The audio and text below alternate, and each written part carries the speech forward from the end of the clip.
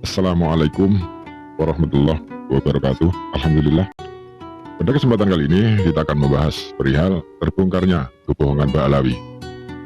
Ternyata kebohongan Mbak Alawi atau gaduh masalah nasab Mbak Alawi ini terjadi bukan hanya di era sekarang ini, tetapi itu sudah terjadi sejak dulu.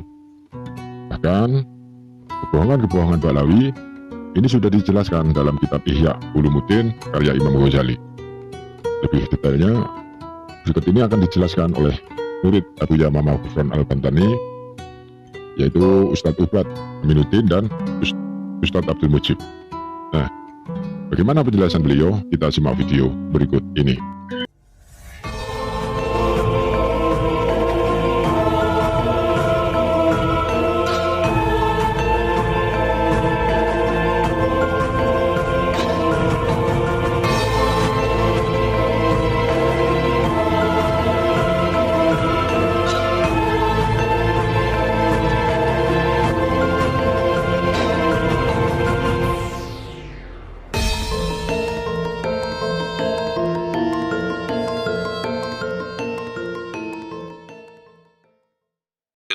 Alamin, puji syukur kepada Allah Subhanahu wa Ta'ala.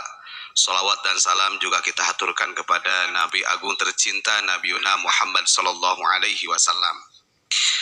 Alhamdulillah, pada malam hari ini kita masih berada di Lampung, selesai safari dakwah Abu Yamamah Ghufran Al-Bantani serta Hizib Ghufrani, yang mudah-mudahan perjalanan kita ini menjadi suatu ibadah yang dikabul oleh Allah Subhanahu wa Ta'ala. Tadi saya baca di komentarnya ada yang request suruh baca kitab Ihya mengenai tentang Bani Alawi. Sebelum saya bacakan, perlu saya jelaskan, kita sampaikan ini bukan didasari dengan kebencian, tidak. Apalagi kalau dikatakan Abu Yamamah Ghufran itu benci kepada habaib, itu 2014 para habaib itu se-Asia Tenggara itu datang ke Malang. Jauh-jauh hari Habib Taufik Assegaf yang sekarang menjadi ketua Rabithah Alawiyah itu sebelum jadi ketua Rabithah itu sudah datang duluan ke sana.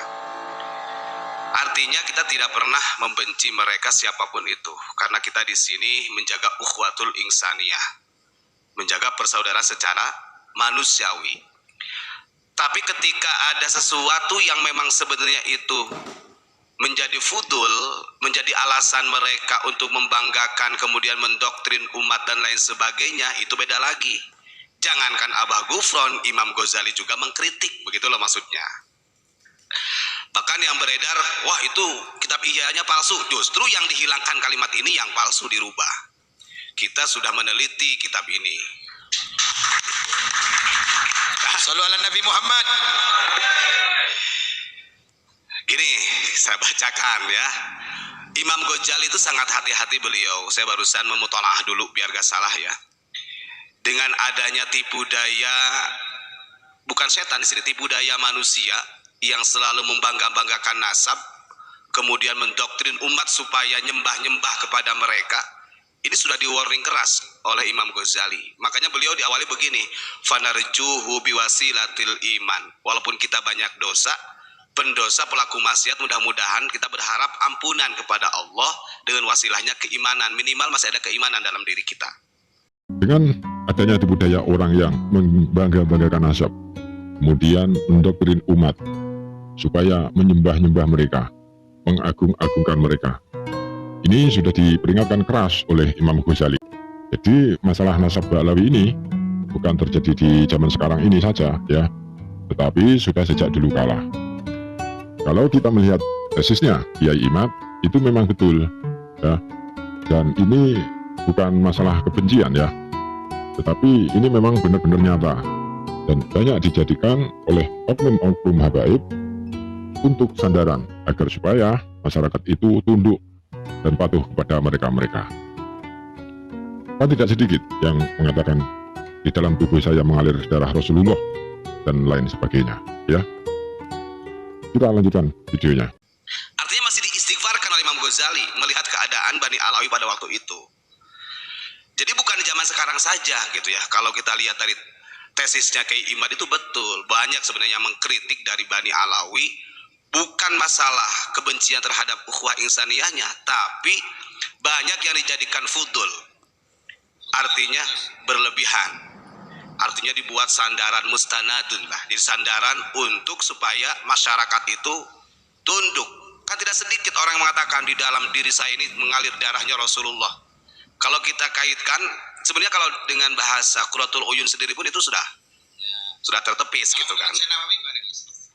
Nanti ya. Begini, ini kadang-kadang kan yang memframing di YouTube itu macam-macam. Wah, saya sekarang malas ikut Abu Yama Gufron. Abu Yama Gufron sudah berani menentang Habib Lutfi kan begitu. Macam-macam dimetrokan di media. Makanya kalau Abu Ya memberikan komando kepada para santri jamaah bisa dilawan karena mereka tidak paham yang aslinya seperti apa. Kalau memang berani bertabayun, monggo, Pondok Unik ini welcome. Perlu saya catat, justru yang dihilangkan di jilid 3 di kitab Zammil Ghurur yang menjelaskan tercelanya bahayanya tipu daya, itu yang dihilangkan, itu yang palsu. Maka kalau yang sudah diganti, dihilangkan, nggak akan menemukan keterangan ini gitu. Nah, ini Imam Ghazali itu menyampaikan begini. Beliau mengatakan Bismillahirrahmanirrahim. Saya baca perlahan ya. Fanarjuhu biwasilatil iman. Kami berharap, kata Imam Ghazali, mudah-mudahan Allah memaafkan kita, mengampuni dosa-dosa kita dengan pelantara keimanan. Nah, di antara tipu daya yang bahaya itu bukan sekarang saja. Imam Ghazali abad keberapa? Abad ke-11. Abad ke-11 loh, 1000 tahun yang lalu. Beliau mengatakan warubama kana mustanadu rojaihim atamasuk bisilahi abai wa uluwi rutbatihim. Dari dulu itu sudah terjadi. Bani Alawi itu, mereka itu selalu menyandarkan harapan mereka itu dengan kebaikan-kebaikan nenek moyangnya mereka. Bahasa mereka jid-jidnya, kakek-kakeknya. Hasan Hussein, Rasulullah. Itu yang menjadi sandaran mereka. Mereka selalu membangga-banggakan nasab, membangga-banggakan kebaikan-kebaikan kakek nenek moyang mereka, cicit-cicitnya, kakek-kakeknya. Itu yang menjadi sandaran mereka. Bahkan mereka menganggap dirinya atau klan Ba'alawi ini lebih mulia dari kakek-kakek mereka. Ya, intinya begitu ya. Sebelum kita lanjutkan videonya, jadi saya cukup sekian dulu. Jangan lupa like, komen, dan bagikan jika video ini bermanfaat. Akhirul kalam, wassalamualaikum warahmatullahi wabarakatuh. Bahkan wa'uduwi rutbatihim, karena ketinggian martabatnya para kakek-kakeknya beliau gitu, kakek-kakeknya orang Bani Alawi. Kaktiroril alawiyati binasabihim. Nah, ini diperjelas seperti halnya tipu daya Bani Alawi dengan nasabnya mereka.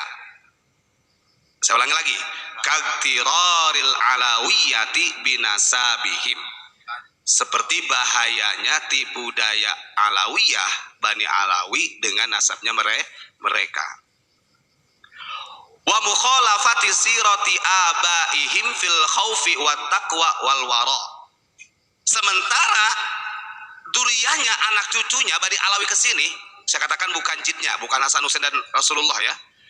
Anak turunnya yang mengatasnamakan Bani Alawi, yang membanggakan dengan nasabnya mereka berpaling tidak sesuai perjalanannya dengan bapak-bapak mereka, dengan nenek moyang mereka. Dalam hal apa? Dalam ketakwaan, dalam khauf, rasa takut kepada Allah, wal waro, dalam hal waroknya. Itu sudah mukhalafat, sudah beda jauh perjalanannya. Makanya betul kata Abu ya, yang betul-betul duriyah Kanjeng Nabi itu ya mereka yang betul-betul meneruskan jejaknya Rasul. Itu duriyah yang afsah sebenarnya. Maka janganlah membanggakan masalah duriyah itu. Kata Imam Ghazali, wa mukhalafati sirati abaihim. Mereka itu bertolak belakang dengan perjalanan Sayyidina Hasan, Sayyidina Husain, bahkan Rasulullah Shallallahu Alaihi Wasallam. Ini Imam Ghazali, bukan Ubad Aminullah yang ngomong ya, dalam hal khauf, ketakwaan dan waro. Ya monggo lah, mau di-share kemana-mana monggo lah. Bahkan mereka itu mengakui begini, wa dhannahum annahum akramu 'ala Allahi min abaihim. Bahkan mereka itu mengira diri mereka yang Bani Alawi ini lebih mulia di hadapan Allah dibandingkan mbah-mbahnya mereka. Makanya kadang-kadang mereka mengarang cerita dan sebagainya, mengalahkan Hasan Hussein, mengalahkan baginda Rasul. Kanjeng Nabi Muhammad Isra Mi'raj yang masyhurnya 1 kali, ada dari Bani Alawi sampai 70 kali berulang-ulang. Iqtiraril alawiyah kata Imam Ghazali. Ya, masih nunggu ya? Santai. Ini bukan fotokopi. Kalau mau serang Imam Ghazali itu di sana di kuburannya. Dan Imam Ghazali sendiri pun boleh mengatakan bukan benci, tapi ini akan mengakar, bertransformasi yang bahaya ini. Iqtirar kayak gini, tipu daya. Ya, sekali lagi saya sampaikan, kita tidak pernah membenci kepada siapapun. Bahkan ketika 2014 se-Asia Tenggara datang ke pesantren itu dijamu luar biasa oleh Abu Yamam Magufran. Kenapa kok mereka itu bersandar kepada jid-jidnya lah, kepada embah-embahnya yang dibuat kekuatan mereka untuk mendoktrin umat. Id aba'uhum ma'a ghayatil wara'i wat taqwa kanu khaifin. Karena udah jelas kalau nenek moyangnya Kanjeng Nabi Muhammad, Hasan Husain, Sayyidina Ali, Fatimah, itu mereka yang betul-betul di sini ghayatul wara, orang yang sangat waro, orang yang sangat bertakwa, dekat dengan Allah. Walaupun begitu kanu khaifin, mereka masih punya rasa takut kepada Allah. Artinya martabatnya betul-betul martabat yang luar biasa. Nah, anak turunnya bagaimana? Wahum ma'a ghayatil fisqi wal fujuri aminun. Sementara anak turunnya, kata Imam Ghazali, mereka itu bukan ghayatul wara, sebalikannya ghayatul ma'a ghayatil fisqi. Orang fasik. Wal fujuri, fujur itu kalau bahasa Jawanya lacut. Bahasa Indonesianya apa kalau lacut itu? Jadi orang yang jahat lah, zalim, jahat, bahasanya begitu. Itu Imam Ghazali sampai mengatakan demikian. Wadzalika nihayatul ightirari billahi ta'ala. Itu yang disebut tipu daya, bahkan menipu Allah itu. Puncak-puncak tipu daya orang itu seperti itu, bahaya. Kalau sudah dia mensandarkan dirinya kepada nasab-nasabnya yang bagus. Makanya kan ada dalam Sahih Bukhari sering kita bacakan. Hadisnya lupa yang keberapa ya. Manidda'a ila ghairi abihi wa huwa ya'lamu annahu ghairu abihi fal jannatu alaihi haramun. Barang siapa yang senang menisbatkan nasabnya kepada bukan selain bapaknya. Contoh Pak Mujib ini bukan bapak saya, tapi saya dibinkan bin Abdul Mujib. Padahal saya tahu Pak Mujib bukan bapak saya. Maka kata Rasulullah fal jannatu alaihi haram. Surga itu haram. Bahkan di riwayat lain wa alaihi la'natullah. Orang yang seperti itu laknat bagi Allah. Naudzubillahi min dzalik. Betul tidak? Ya, ini Imam Ghazali ini.